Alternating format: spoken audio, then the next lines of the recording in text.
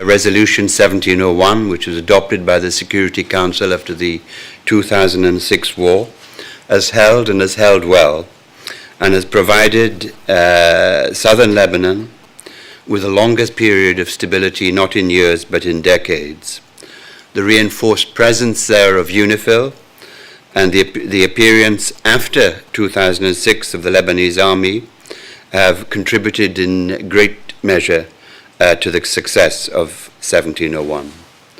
It is true there have been a number of troubling incidents, but I would say that on the whole, these have been isolated, and it is my firm belief that neither Israel nor Lebanon wishes to see a further conflict.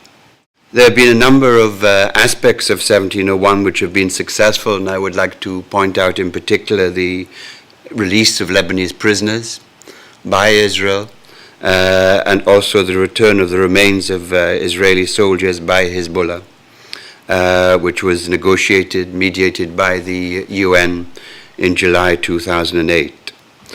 Also, the Israelis handed over strike data with regard to cluster munitions dropped during the war, albeit that this was only turned over to the UN, to UNIFIL, and hence to the Lebanese forces in 2009.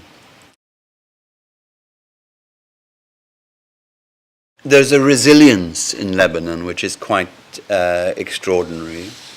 When you look what the country has experienced, say, since independence from France in the 1940s, it's quite an extraordinary history with many conflicts involving Israel.